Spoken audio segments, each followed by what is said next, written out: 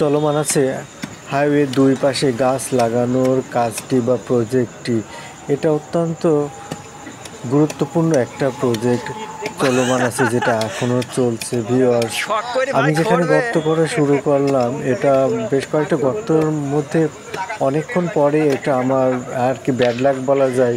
যেখানে গর্ত করা শুরু করলাম সেখানে হঠাৎ ইটের মধ্যে গর্ত করছে। এই চারাটার ডিস্টেন্সটা এমন এক জায়গায় লাগানো পড়লো যেটা অধিকাংশ ইটই ছিল ওখানে। তারপরেও সুন্দরভাবে গুছিয়ে যত্ন করে যেন চারাটা হয় এবং চারাটা পরিপূর্ণ মাটি পায়। দরকার হলে আমরা সাইড থেকে বা দূর থেকে মাটি এনে চারা গর্তের ভিতরে দিয়ে তারপরে চারাটা অতি যত্ন সহকারে সুন্দরভাবে রোপণ করলাম, যেন চারাটা মরে না যায়।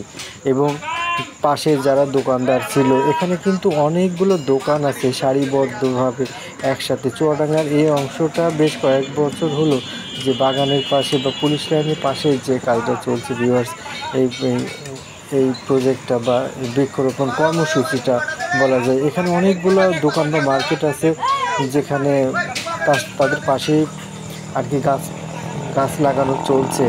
সবাইকে বললাম বা সচেতনমূলক কিছু কথাও বললাম, যার যার অবস্থান থেকে বা যার যার দোকানের সামনে গাছটা তারা যেন লক্ষ্য রাখে এবং যত্ন নেয় বা খেয়াল নেয়। এই গাছের সুফল কিন্তু তারাই ভোগ করবে, এটাই আমাদের ভাষ্য ছিল বা বলার ছিল। এই গাছটা কিন্তু একটু যত্ন সহকারে সুন্দরভাবে লাগালাম যেন গাছটা হয়ে যায়।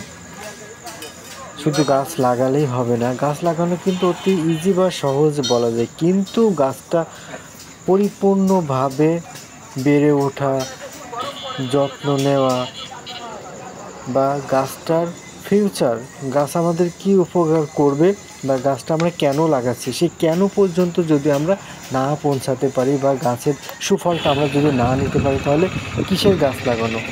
এই জন্য ভিউয়ার্স, আমরা সেদিক লক্ষ্য রেখে আমাদের বৃক্ষরোপণ কর্মসূচি অলরেডি চলছে। সবাই কিন্তু অতি ব্যস্ত, কাজটা কিন্তু সহজলভ্য কোনো কাজ ছিল না। আমরা নেক্সট ডেতে যখন লাগানো শুরু করলাম, দেখা যায় রিমঝিম বৃষ্টি। এই যে বৃষ্টি অবস্থায় আমরা চারা নিয়ে যাচ্ছি, আমি নিজে চারা তাদের বয়ে দিচ্ছি বা আমি নিজেও গর্ত করে লাগাচ্ছি। অলরেডি কিন্তু বৃষ্টি পড়ছে, কিন্তু এই বৃষ্টি পড়া অবস্থায় চারা রোপণ করা বা গাছ লাগানোর সুন্দর একটা মোমেন্ট বা সময়।